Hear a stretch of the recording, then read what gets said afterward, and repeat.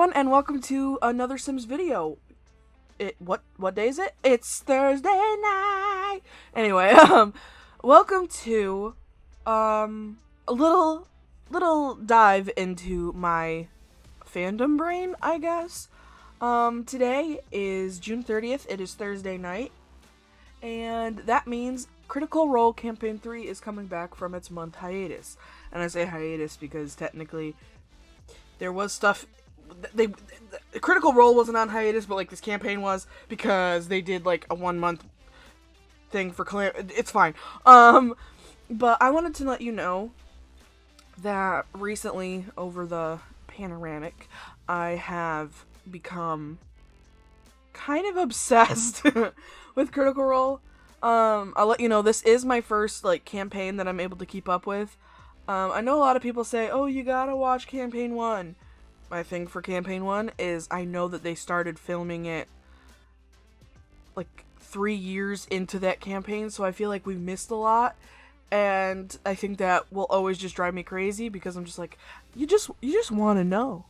Like, yes, they talk about some stuff, but like you'll never actually know all of the things that happen, and I'm like, that kind of sucks. But like, I get it. And then you're like, well, you should watch campaign 2. I do not have the time to invest into that. And I watch like a lot of like highlight videos of campaign 2, and they're like, oh my god, you can't just watch highlight videos, you gotta watch the episode. I'm like, I don't have the time or the patience. Trust me, I've tried. I can't do it. But I started getting into Critical Role like I think 2 months to 1 month before campaign 3 started. So this is the first campaign that I'm actually like watching all of the episodes and watching it unfold live, and I'm loving it. This is a really long intro, but the first sim that I wanted to do, I never explained what this video is. I decided that I kind of want to make the ladies of Critical Role in the Sims, because it's my best way of like making characters, I guess. Like, yes, I do art, but I feel like D&D art is a lot different than my style. My style is like cutesy and cartoony, and to me D&D is all like semi-realism, I guess. But the first sim that we're doing is Laudna. I am obsessed with Laudna in like the best way possible. Obviously this video will have spoilers because I gotta talk about the characters. Laudna is dead. Clearly by the color of her skin. The biggest thing is that it was revealed that Laudna was the body double used to be, trigger warning, hung on the White Stone Tree from campaign 1. And I know I said I didn't watch campaign 1, but I did watch The Legend of Vox Machina, and I did watch some highlight videos of campaign 1. And one of my favorite things is when she was talking with Orem about how this all happened, and he's like, wow, how are you so happy?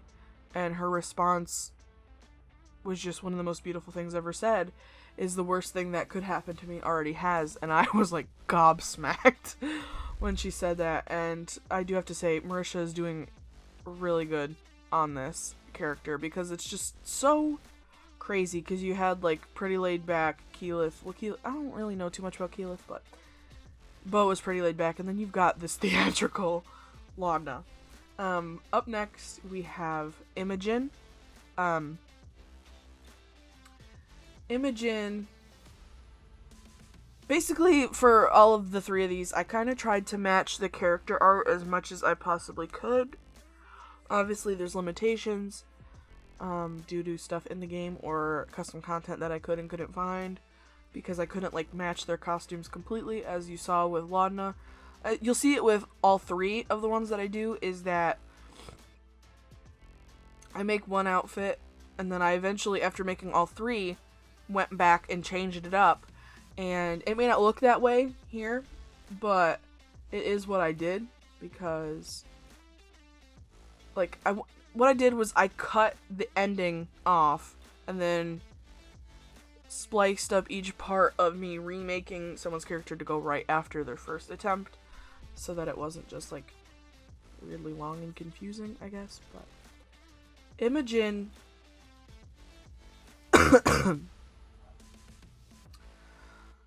Imogen, I don't know what to say about her, because like I do find her interesting, but if I'm completely honest, and this is nothing to Laura or anything, but compared to the rest of the characters this season, she is kind of the least exciting. But that's only because the other characters are so crazy. Like, one of the best things that had ever come from one of the Four-Sided Dive episodes is that if Campaign 3 were the Muppets, Imogen would be the human. And it is made Campaign 3 make so much more sense. But, I did kind of struggle with her outfit. Like, technically hers was like one of the easiest ones to be inspired by, but I'm like, I want to get it closer. And one of the things that I despise, and I think it's just because I didn't have unlocked items, is I was trying to give her the fingerless gloves, and I just couldn't find them. I know that they exist in the game. I just forgot to turn cheats on, and I couldn't find them. But it's fine, I guess. But as you can see, I end up changing her outfit up a little bit, because I liked what I did the first time, but I just really wanted to try it again, you know, see if I could get a little closer. And with this one, yes, there's like a little glitching going on, but I found a way to abuse a glitch, I guess, and turn the sleeves of this one top that looked almost identical to hers blue. And I do go back to it here, but it's like, I'm very happy with how it came out. Did I have to break the game to get it to happen? Yes, but you have to break the world sometimes to get what you need. I don't know, that's not a quote, but up next is Fern. And Fern, not out of this video, because my favorite sim to look at in this video, I think, is Imogen, because it came out the closest to her character art. But my favorite character out of these three from the campaign is absolutely Fern. Fern is just the embodiment of Faye. And if you don't know why, it's because Faye is known to be, like, without judgment, I think.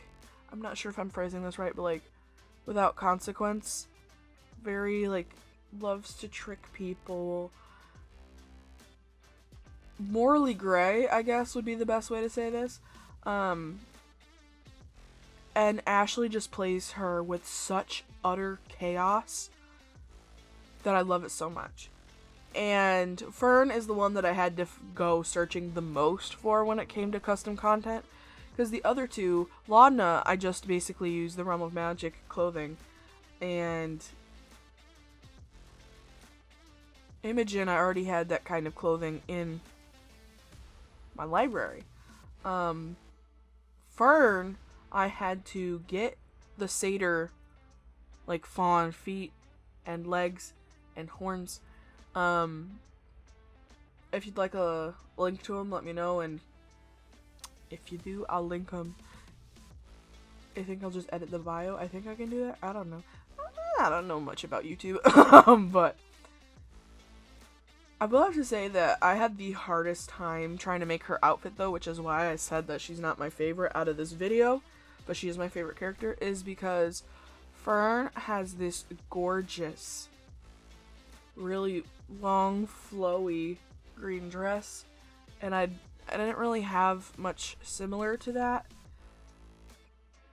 And I couldn't get her hair right because her hair color is like this gorgeous seafoam color, and you just can't really find that in-game, obviously, but then, like, recolors, a lot of them are just really bright, and this is, like, I think the closest color I could get to without being blue, I guess.